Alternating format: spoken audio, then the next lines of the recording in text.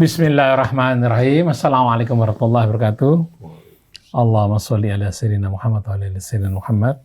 Alhamdulillah kita berjumpa lagi di pagi hari ini dalam acara renungan di bawah naungan Al-Quran bersama Ustaz Husain Alatas.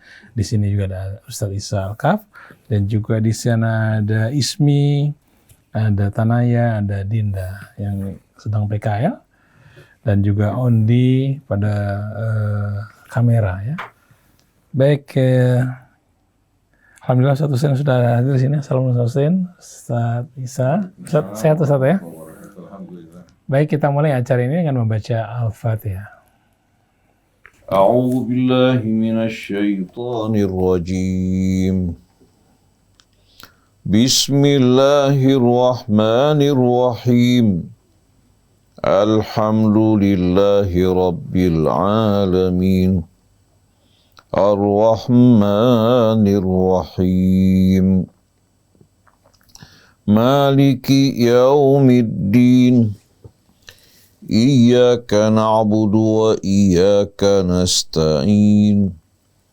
Ihdinas siratal mustaqim.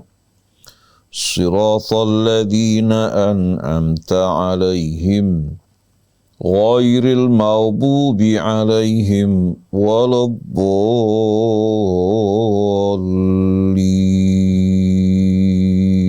Alhamdulillah kita sudah baca Al-Fatihah. Mudah-mudahan Allah mudahkan kita dalam memahami apa-apa yang disampaikan oleh guru-guru kita. Kita akan mengambil tema Allah adalah damban orang-orang beriman. Bagaimana kita mengungkapkannya cinta kita kepada Allah. Tadi Ustaz akan nerangkan kepada Ustaz Isa untuk memberikan pengantarnya. Silakan Ustaz Isa. Terima kasih banyak Om Krisna. Assalamualaikum warahmatullahi wabarakatuh. Ustaz Husain, Om Krisna, Kang Andi, dan juga ikhwan akhwat yang dirahmati Allah Subhanahu wa taala. Hari ini kita melanjutkan pembahasan kita di pertemuan sebelumnya tentang bagaimana kita menetapkan Allah Subhanahu wa taala sebagai tujuan, sebagai visi dari hidup kita di dunia ini. Atau dengan yang biasa dibahasakan Allah ghayatuna, Allah adalah tujuan hidup kita. Dari segala macam tindak tanduk perilaku kita, pekerjaan kita, hidup kita, mati kita, semua hanya untuk Allah Subhanahu wa taala. Dan hal tersebut didasari dengan rasa cinta kita kepada Allah Subhanahu wa taala. Hari ini kita akan membahas bagaimana puncak keimanan itu adalah cinta kita kepada Allah Subhanahu wa taala. Dan juga bagaimana implementasi dari rasa cinta tersebut. Implementasi atau perilaku atau sikap yang keluar dari seseorang yang cinta sama Allah Subhanahu wa taala.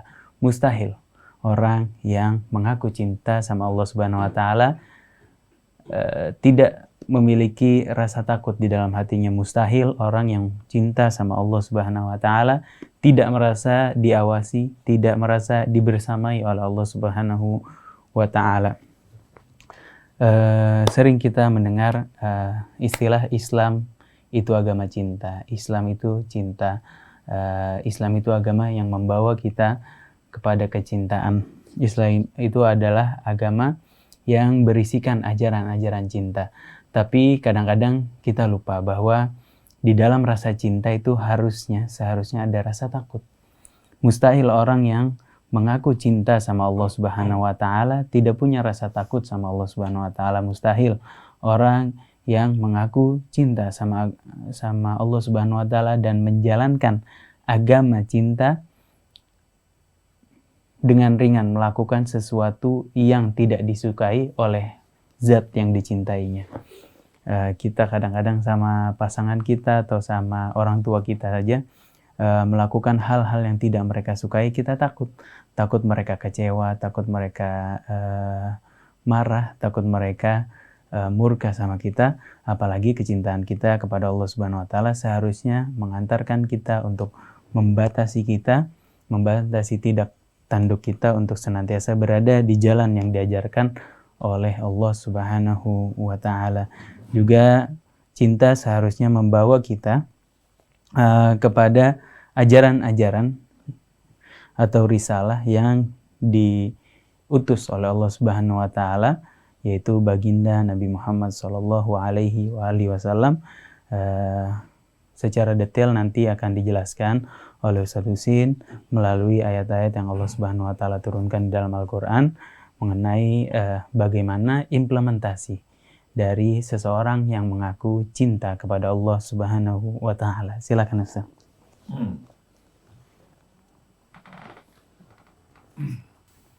A'udzu billahi minasyaitonir rajim. Bismillahirrahmanirrahim. Alhamdulillahi rabbil alamin.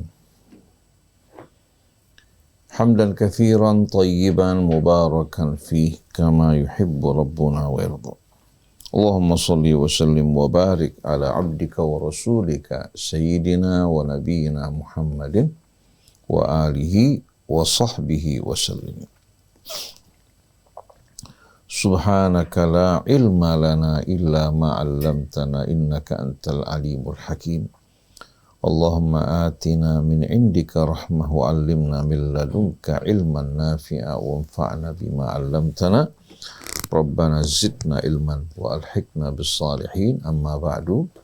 Ikhwan, akhwat, pendengar, pemirsa Radio TV Silaturahim yang dirahmati Allah, Ustadz Isa bin Ahmad Taufik, begitu pula Ustadz Muhammad Krishna bin Muhammad Ishaq Wandi, begitu pula akhwat yang sedang dalam pelatihan, kaum muslimin dan muslimat, seluruh keluarga besar Radio Silaturahim, sesama anak bangsa setanah air, begitu juga yang berasal dari ayah ibu yang sama. Assalamullahi alaikum jami'an wa rahmatullahi wa barakatuh.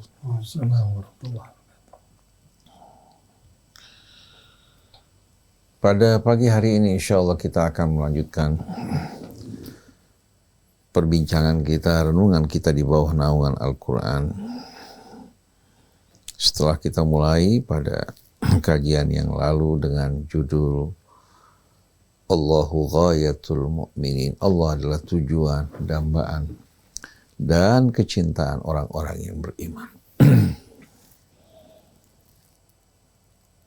Mengapa kita menjadikan Allah sebagai dambaan, tujuan, harapan, dan kecintaan kita?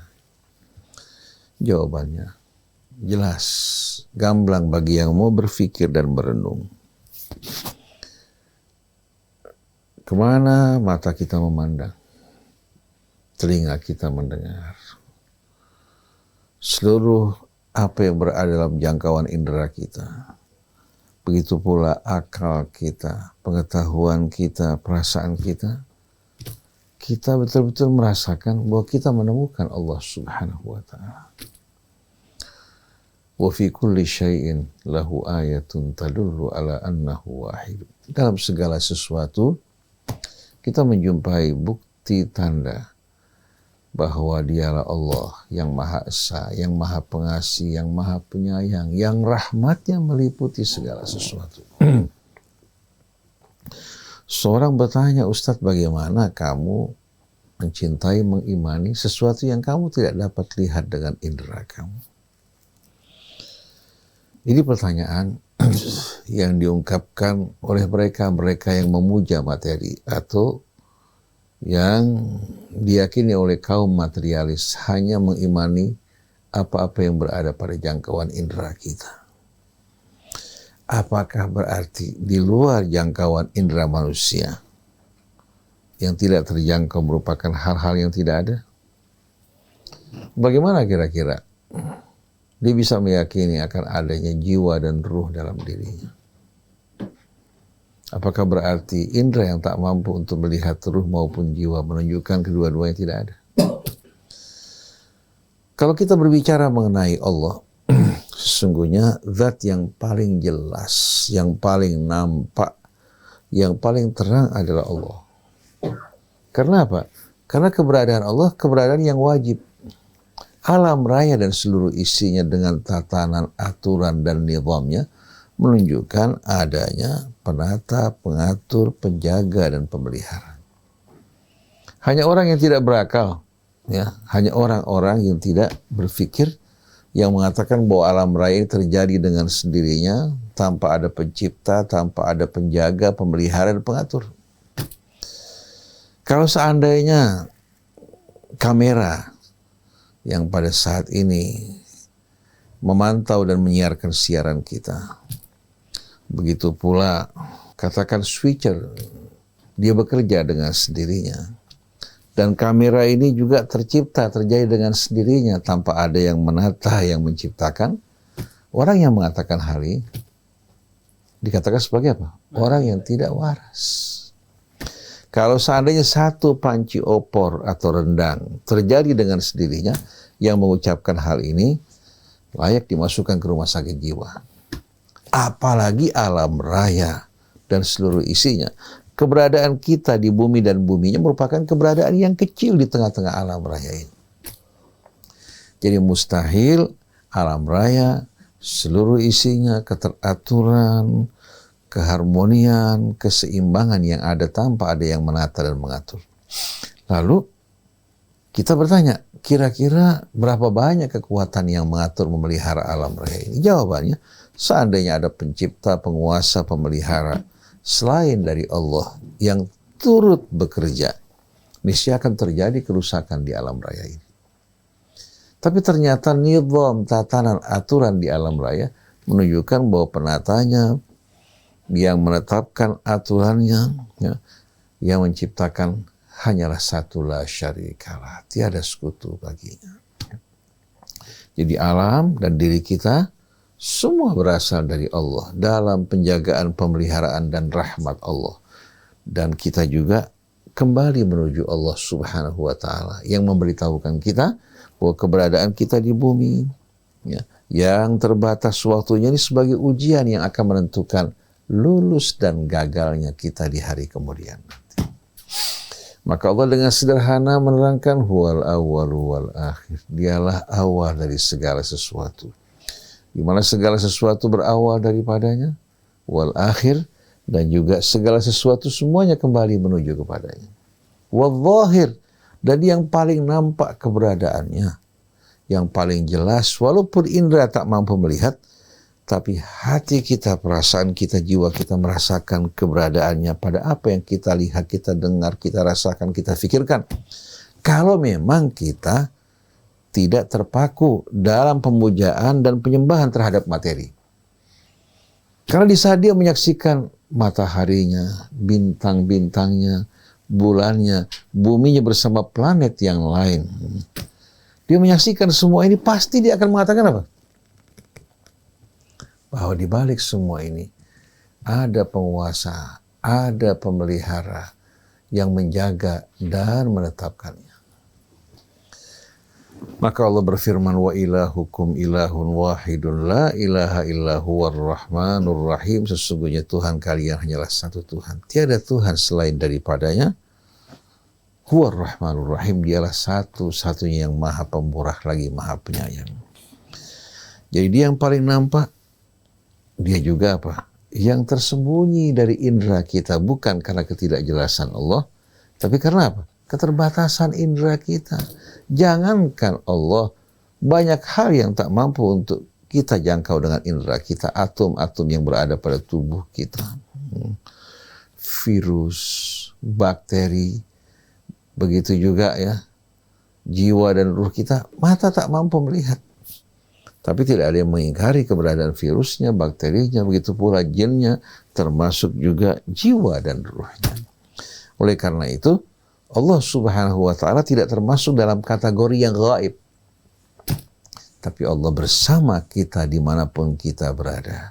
Wa huwa ma'akum aina ma kuntum. Karena kalau Allah Subhanahu wa Ta'ala meninggalkan kita, maka kita akan lenyap. Kalau langit bumi ditinggalkan Allah, juga akan lenyap. Innallaha yumsikus samawati wal arda an tazula wa la in zalata in amsakahuma min ahadin min ba'di. Allah yang menahan langit bumi agar tidak lenyap. Apabila Allah meninggalkan langit bumi, siapa yang kuasa untuk menahannya?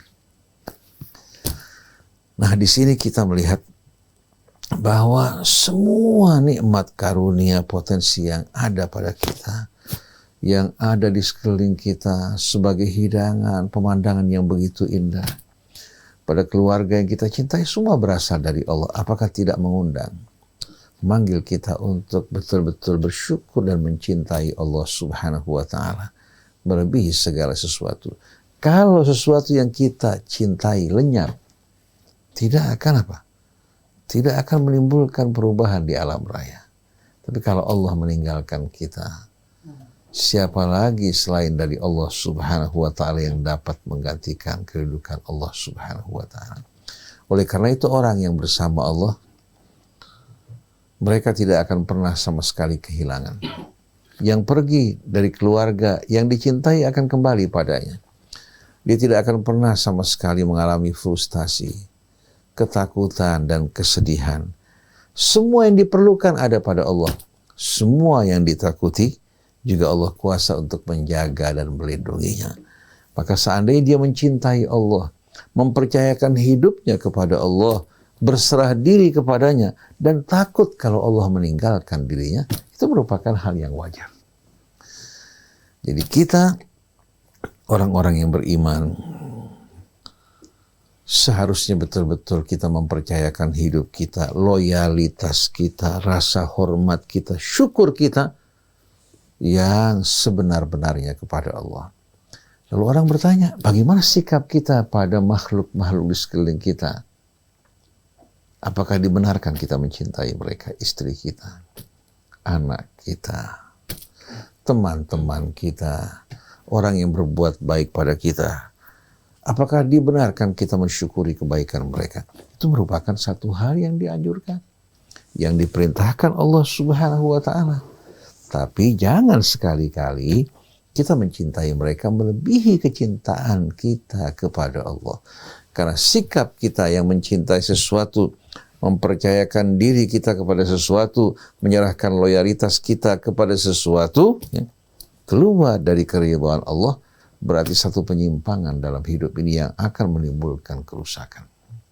Sebagaimana alam raya dan seluruh isinya berasal dari Allah, dibawa kendali Allah, kita harus menyesuaikan juga diri kita dengan keridhaan Allah Subhanahu wa Ta'ala. Allah terangkan, Sabbaha lillahi ma fis samawati wa ma fil ardi wa huwal azizul hakim. Yang di langit dan di bumi seluruhnya bertasbih, mensucikan, mengagungkan dan memuji Allah, dan dialah satu-satunya yang maha perkasa lagi maha bijaksana. Nah, kita diajak oleh Allah untuk bersama-sama berdendang seiring seirama dengan dendang yang apa? Yang dinyanyikan oleh langit dan bumi. Langit bumi hidup dalam keadaan harmoni, dalam penuh keseimbangan, karena sejalan dengan tuntunan dan bimbingan Allah. Begitu pula kehidupan kita juga akan betul-betul dalam keadaan harmoni di saat kita bersama Allah Subhanahu wa Ta'ala.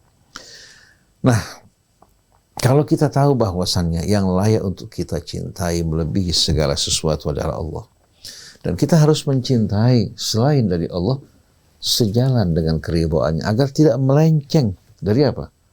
Agar tidak melenceng dari aturan-aturan yang ditetapkan oleh Allah, dan tidak menimbulkan juga efek buruk dalam kehidupan kita semuanya. Agar kita dapat menjaga keseimbangan dalam kehidupan keluarga kita, bermasyarakat kita, agar juga di antara satu sama lain, sesama manusia, tidak terjadi benturan hanya dengan mentaati Allah Subhanahu wa Ta'ala. Nah, ketika para sahabat Nabi bertanya bagaimana mereka mengungkapkan kecintaan mereka kepada Allah, karena banyak orang yang mengaku cinta pada Allah tapi salah mengungkapkan kecintaan mereka dengan menyembah hewan, menyembah mataharinya, menyembah bintangnya, menyembah makhluk-makhluk yang diciptakan Allah Subhanahu wa Ta'ala seperti berhala, ya, yang katakan mewakili makhluk-makhluk yang mereka puja dan mereka besarkan. Seperti juga kaum musyrikin di Mekah yang memuja para malaikat yang mereka anggap sebagai putri-putri Allah, lalu mereka ungkapkan dalam bentuk berhala-berhala, ya, seperti Lat, Uzza, Manah dan lain sebagainya. Berhala-berhala ini mereka sembah sebagai ungkapan tentang apa?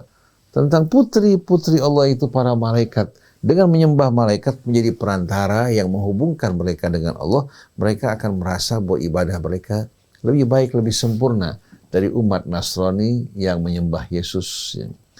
Begitu pula dari orang-orang Yahudi sebagian mereka menyembah Uzair, mereka mengatakan bahwa wasilah kami lebih baik dibandingkan kalian. Ini semua merupakan cara dan ungkapan yang salah dalam mengungkapkan kecintaan mereka kepada Allah. Oleh karena itu banyak dari kaum muslimin yang mengaku cinta kepada Allah. Bahkan mereka mengatakan bahwa mazhab mereka adalah mazhab cinta. Tapi sayang, sungguh sayang, mereka mengungkapkan cinta mereka dengan cara yang salah kepada Allah. Dengan cara yang Allah subhanahu wa ta'ala murkai. Mereka mengaku cinta pada Allah, tapi mereka menyerahkan loyalitas mereka, kepercayaan mereka kepada orang-orang yang dimurkai Allah. Dengan alasan cinta. Padahal cinta bisa merusak anak kita. Kecintaan yang salah bisa merusak istri kita. Kecintaan yang salah juga kepada apa? Sesama manusia bisa merusak mereka semuanya dan merusak diri kita.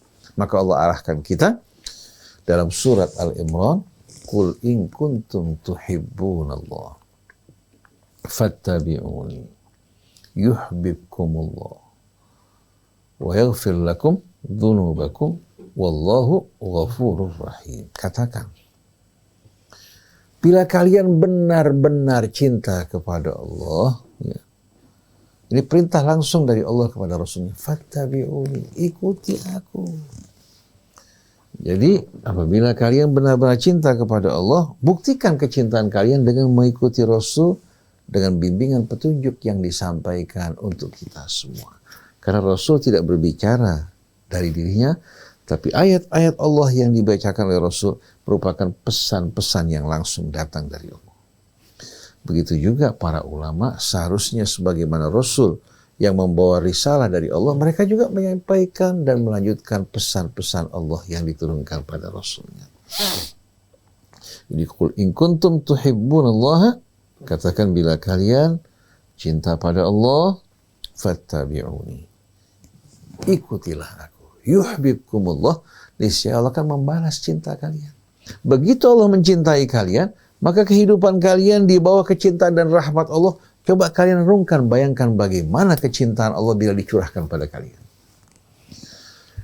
Tidak mungkin dia akan terkena mara bahaya, mengalami ketakutan, kegelisahan. Kalau seorang bergantung pada pengusaha besar, dia tidak takut miskin. Ya. Apalagi kepada Allah. Zat yang maha sempurna, yang maha bijaksana, yang maha pengasih, yang maha penyayang. Tak ada satupun yang tertutup dari ilmu dan mata Allah subhanahu wa ta'ala. Wa yaghfir lakum dzunubakum. Allah juga akan mengampuni seluruh dosa kalian. Allah tidak mengatakan wa yaghfir lakum min dzunubikum. Karena kalau Allah tambahkan min, berarti yang dihapuskan hanya sebagian.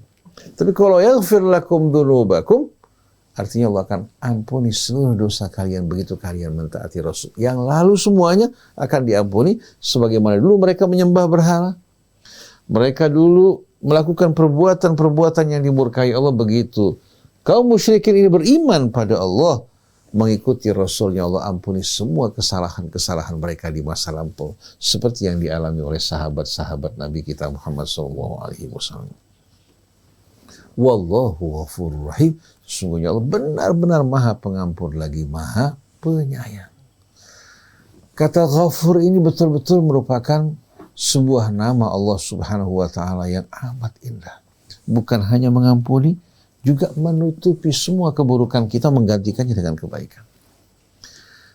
Nama Allah Ar-Rahim menggambarkan betul-betul bagaimana perhatian, kecintaan Allah subhanahu wa ta'ala yang Allah limpahkan pada hambanya. Semakin dia mendekat kepada Allah dan merapat dengan mentaati Allah dan Rasulnya, mereka akan merasakan wawasan kehidupan mereka betul-betul berbeda dengan keadaan sebelumnya.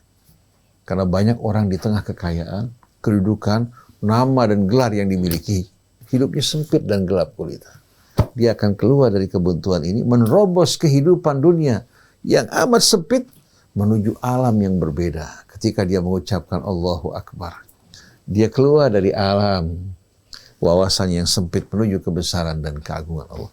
Nah, yang dirasakan tergantung bagaimana kecintaan dia kepada Allah, rasa percaya dan hormat. Nah, di saat dia cinta pada Allah, di saat dia betul-betul menyerahkan loyalitasnya kepada Allah, rasa hormatnya kepada Allah, tidak mungkin dia akan melakukan perbuatan-perbuatan yang bertentangan dengan keridhaan Allah. Tidak mungkin dia akan memilih teman atau mempercayakan hidupnya kepada orang-orang yang dimurkai Allah. Mustahil. Seorang mengaku cinta kepada kita, tapi menyakiti orang yang kita cintai, melakukan perbuatan-perbuatan yang tidak kita sukai. Ini cinta palsu. Begitu juga orang yang mengaku cinta kepada Allah, tahu-tahu ternyata dia percayakan hidupnya, mengangkat pemimpin-pemimpin yang tak beriman, yang tidak sejalan dengan kecintaan Allah Subhanahu wa Ta'ala. Oleh karena itu, alasan apapun yang mereka kemukakan semua merupakan bukti bahwa mereka tidak mencintai Allah. Di hati mereka tidak terdapat Allah Subhanahu wa Ta'ala. Kemudian, qul ati'ullaha war rasul. Katakan, wahai Rasulullah, taatilah Allah. War rasul, dan taati Rasul yang membawa risalah dari sisi Allah. Fa in tawallaw, kalau mereka berpaling, fa innallaha la yuhibbul kafirin, maka Allah tidak akan mencintai orang-orang yang ingkar dan kafir. Jadi apabila seorang mencintai seseorang atau sesuatu melebihi cintanya pada Allah hingga dia menyeleweng, menyimpang dari keridhaan Allah, maka orang tersebut menjauhkan dirinya dari Allah, bukan Allah yang menjauh daripadanya. Maka dalam surah Al-Maidah ayat 51 Allah berfirman, ya ayyuhalladzina amanu, wahai orang-orang yang beriman, la tattakhidul yahuda wan nasara awliya. Jangan kalian menjadikan orang-orang Yahudi maupun Nasrani sebagai wali-wali kalian. Ba'duhum awliya'u ba'din. Karena mereka hanya akan menjadi wali, melindungi, membela satu sama lain. Wa may yatawallahu minkum fa innahu minhum. Siapa yang menjadikan mereka sebagai walinya, maka Allah akan kelompokkan dia bersama mereka, bukan bersama orang-orang yang menjadikan Allah sebagai walinya. Wa may yatawallahu minkum fa innahu minhum. Wallahu la yahdil qaumadh dhalimin. Allah tidak akan sama sekali memberikan hidayahnya kepada orang-orang yang zalim.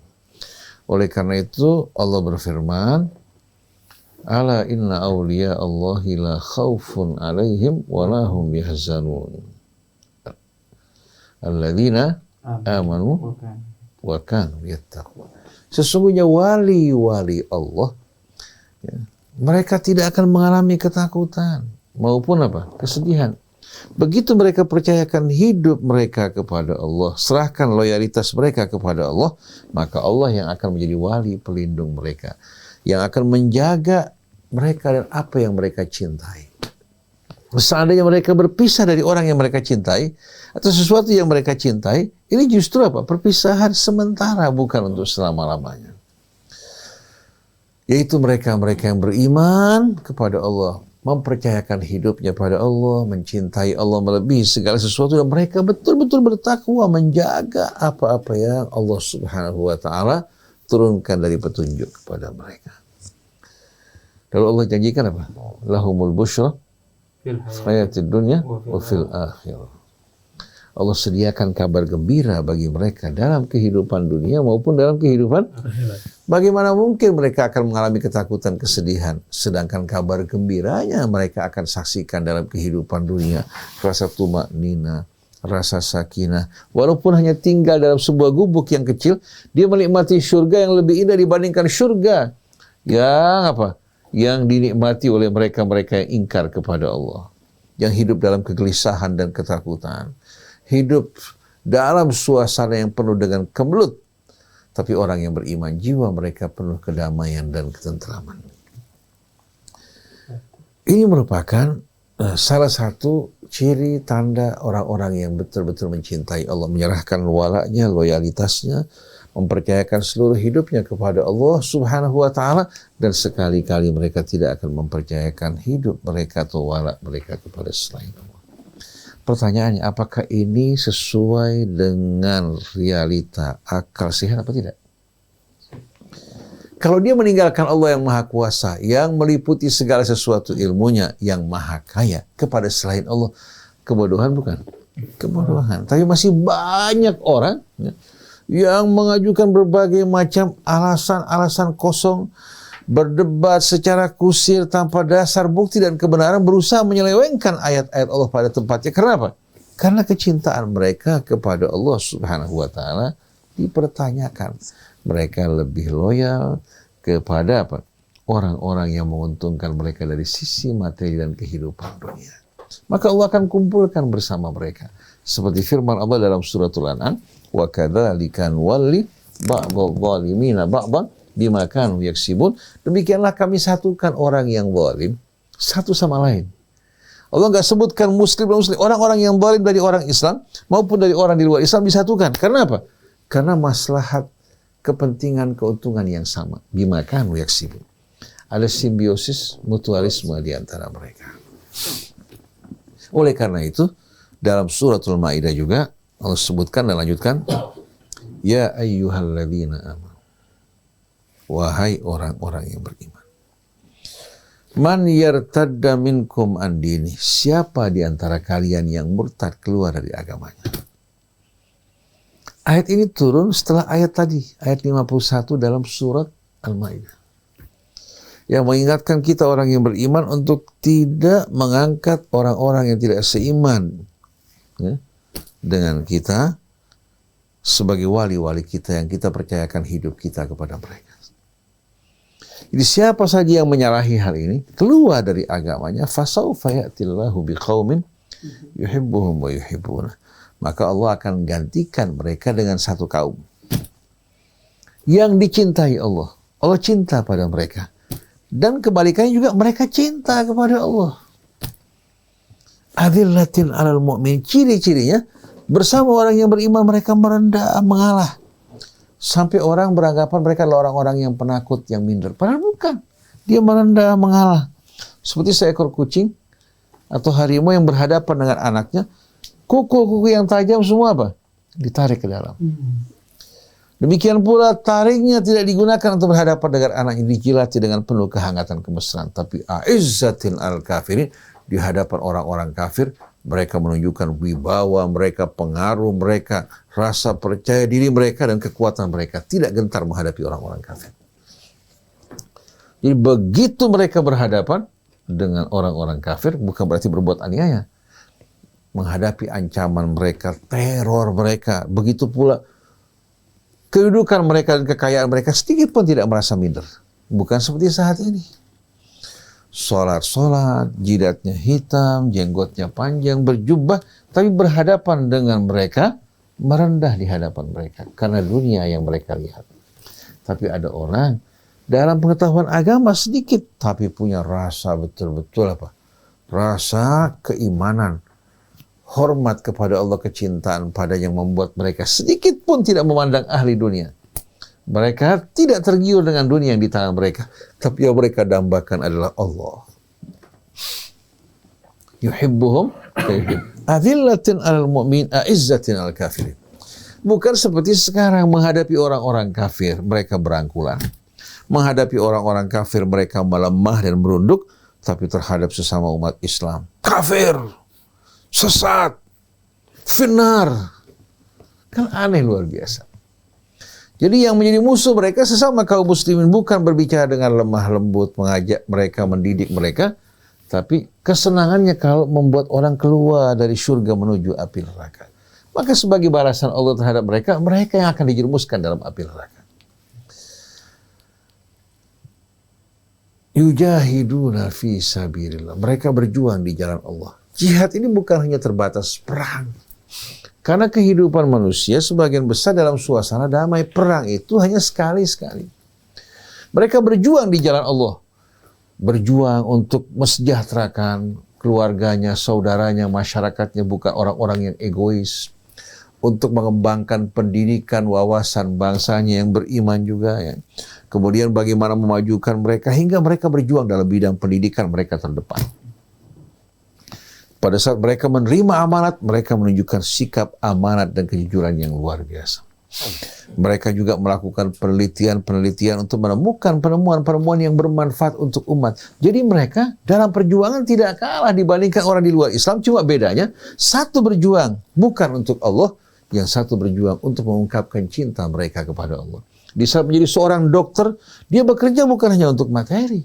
Materi hanya sarana, tapi dia ingin betul-betul apa? Mengabdikan hidupnya, ilmunya untuk betul-betul kesehatan dan kesejahteraan manusia.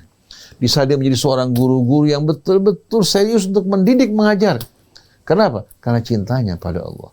Di saat menjadi wakil rakyat, dia mewakili rakyat dengan serius, bukan hanya keuntungan yang diterima dari keuntungan dunia yang memanggil dia untuk berjuang. Di saat dia menjadi kepala negara, dia merasa ini ibadah dan tanggung jawab yang besar. Tapi saat ini kita jumpai mereka-mereka yang mengaku beragama Islam, bahkan disumpah dengan Al-Quran.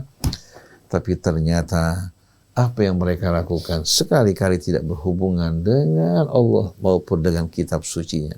Semua itu hanya merupakan sarana untuk mendapatkan dunia yang mereka kejar. Ini merupakan cinta-cinta yang palsu. Maka Allah Subhanahu wa ta'ala terangkan yujahiduna fi sabil, mereka berjuang di jalan Allah. Wala yakhafuna laumata laim. Mereka tidak peduli dan takut terhadap cemoohan, cacian siapapun, komentar apapun juga tidak mempengaruhi mereka. Kalau umat Islam di Indonesia diberikan pendidikan mengenai keimanan, kecintaan pada Allah, jangan dimulai dengan halal haram, halal haram, halal haram. Akhirnya tanpa mengenal Allah, apa artinya semua ini? Dasarnya. Tapi yang penting cinta, iman kepada Allah, kepada Rasulnya, kepada sesama orang yang beriman, ini yang akan memberikan motivasi, pendorong bagi mereka untuk bekerja, berjuang dengan penuh semangat tanpa jemu. Ya, ruhnya yang paling penting. Ini sekarang umat Islam mirip dengan jasad-jasad yang mati tanpa ruh. Wala yakhafuna lauma. Silahkan Anda komentar apa saja. Kami tidak peduli. Ini yang kita inginkan dari orang yang beriman, bukan dengan mudah gampang dia dipecah belah, dihasut, kemudian dihembuskan juga kebencian dan permusuhan. Tapi mereka betul-betul dengan kecintaan mereka kepada Allah, kepada Rasulnya, mencintai juga orang yang beriman, bekerja sama dengan mereka dan tak peduli dengan komentar siapapun. Wala yakhafuna laumata laim, dzalika fadlullahi yu'tihi man yasha. Itulah karunia Allah yang Allah berikan bagi siapa yang dikehendaki. Wallahu wasi'un alim. Sungguh Allah maha luas ilmunya, karunianya. Alim lagi, maha mengetahui hambanya. Lalu kelanjutannya apa? Innama waliyukum Allah wa rasuluhu walladzina. Kalau kamu ingin tahu siapa wali kamu yang sebenarnya, wali kamu yang sebenarnya, yang cinta, peduli, perhatian terhadap kamu, yang akan membela, melindungi kamu adalah Allah. Pada saat kamu dalam keadaan melek, dalam keadaan tidur, kuat, lemah, Allah yang mendampingi kamu. Kemudian wa rasuluhu, dan Rasulnya yang membawa risalah dari Allah. Kita cinta kepada Rasul karena cinta kita pada Allah. Kemudian walladzina amanu, dan sesama orang yang seiman dengan kita yang bisa kita percaya. Masa kita percayakan orang yang tidak seiman dengan kita? Pasti dia akan mengajak kita sesuai dengan keimanannya.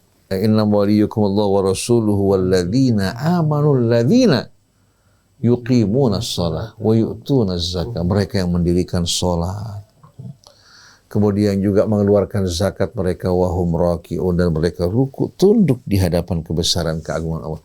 Mereka tidak menunjukkan keangkuhan, kesombongan, kebanggaan, tapi mereka merendah di hadapan Allah. Lalu apa hasilnya? Waman yatawallallaha wa rasulahu walladzina amanu fa inna hizballahi humul ghalibun. Apabila orang menjadikan Allah, Rasulnya, orang yang beriman sebagai walinya, maka Allah janjikan Hizbullah, orang yang bernaung di bawah naungan Allah ini, mereka yang akan meraih kemenangan. Itu janji dari Allah. Nah, kita sudah memenuhi syaratnya belum? Belum. Hizbullah ini siapa? Kata Hizbullah, orang-orang yang bernaung di bawah naungan apa? Panji Allah Subhanahu wa ta'ala. Bukan hanya ucapan, tapi apa? Wala mereka, loyalitas mereka untuk Allah, hormat mereka, mereka percayakan hidup mereka kepada Allah, mengikuti Rasulnya, dan mereka bergabung bersama orang yang beriman untuk betul-betul memperjuangkan bersama-sama yang mereka imani. Nah, ini gambaran yang Allah gambarkan dalam Al-Quran. Lalu bagaimana kebalikannya orang yang mencintai selain Allah melebihi cinta mereka kepada Allah? Oh. Allah mengatakan wa wailun lil kafirina min adzabin syadid.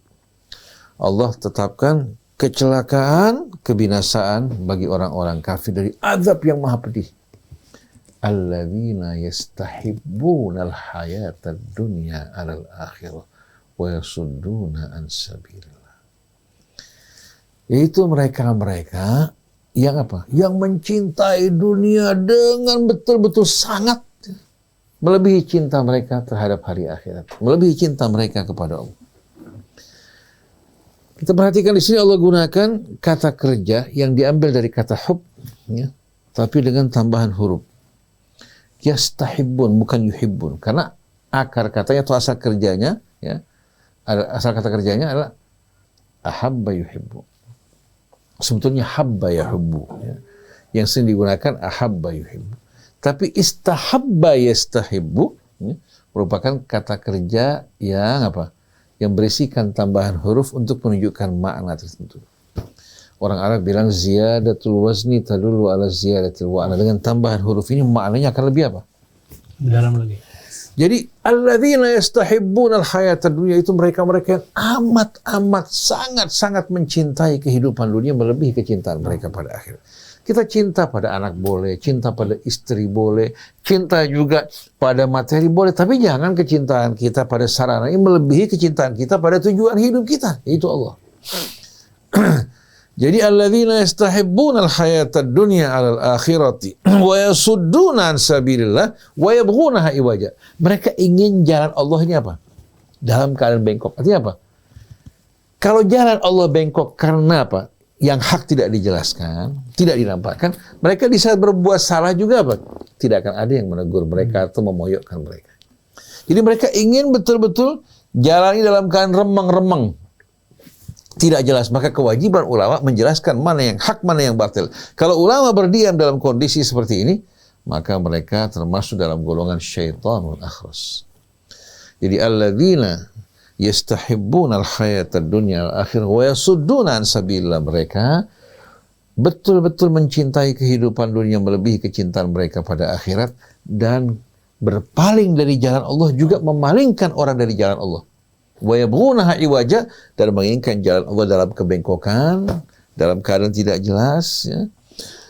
Ulaika fi dhalalin ba'id, mereka lah orang-orang yang berada dalam kesesatan yang amat jauh. Jadi Krishna, kalau kita perhatikan bersama-sama kegagalan dakwah kita pada saat ini, kelemahan dakwah Islam karena umat Islam tidak diperkenalkan kepada Allah Subhanahu wa Ta'ala terlebih dahulu, tidak mendidik mereka untuk menumbuhkan cinta mereka, kepercayaan mereka kepada Allah, hingga suatu mereka mendengarkan ayat Allah atau hukum Allah, mereka betul kita percaya itu benar, tapi kan kondisi keadaan saat ini berbeda. Jadi banyak alasan yang mereka ajukan. Betul, itu ayat Allah benar, tapi kan sekarang di Indonesia kita bukan apa? Bukan negara Islam. Sebetulnya negara Islam bukan Islam tergantung umatnya. Kita tidak memaksa umat untuk apa? Melakukan hal tersebut, karena kalau Allah ingin paksakan dengan kun fayakun, selesai. Tapi kita menghimbau, mengajak manusia untuk kembali kepada Tuhan yang menciptakan dirinya, yang memelihara dan menganugerahkan nikmat-nikmatnya. Kalau tidak mau, selesai kewajiban kita. Tugas para ulama menjelaskan jalan Allah dengan sejelas-jelasnya. Faman syaa falyu'min wa man syaa falyakfur liyahlika man halaka an bayyinatin wa yahya man hayya an bayyinah. Jadi agar jelas, kalau orang binasa bukan karena tidak menemukan jalan, dia sudah tahu jalan Allah, tapi dia menolak untuk mengikutinya. Ini tugas ulama menjelaskan. Yang hidup juga hidup dalam keterangan, dalam kebenaran. Tapi kalau ulama berdiam tidak menyampaikan hal ini, maka tanggung jawab mereka besar. Sebelum penyembah berhala, mereka yang akan lebih dulu dimasukkan ke dalam jurang api neraka. Karena mereka melalaikan kewajiban dan tanggung jawab mereka. Maka mereka yang mengaku cinta pada Allah, yang hidup dengan madhab cinta, untuk membuat cinta mereka lurus, suci dan murni, cintai Allah melebihi segala sesuatu. Niscaya yang lain semuanya akan betul-betul berada dalam penerangan dan rahmat Allah Subhanahu wa Ta'ala Inilah rahasianya mengapa Allah perintahkan kita dalam setiap rakaat salat kita membaca Al-Fatihah. Bismillahirrahmanirrahim. Alhamdulillahirabbil alamin. Bila kita resapi, kita akan betul-betul merasakan getaran cinta yang begitu indah, manisnya kepada Allah Subhanahu wa taala. Subhanakallahumma wa bihamdik, asyhadu an la ilaha illa anta, astaghfiruka wa atubu ilaik. Alhamdulillah. Terima kasih Ustaz Husein atas penjelasannya. Ustaz, terima kasih. Baik, demikian tadi penjelasan Ustaz Husein tentang bagaimana kita mencintai Allah. Jadi hanya orang yang tak berakal ya, yang menyatakan bahwa alam ini terjadi dengan sendirinya. Baik, saya Muhammad Krishna, Wandi Saputra, kemudian Anis Mualim, mohon pamit. Wabillahi taufiq wal hidayah. Assalamualaikum warahmatullahi wabarakatuh.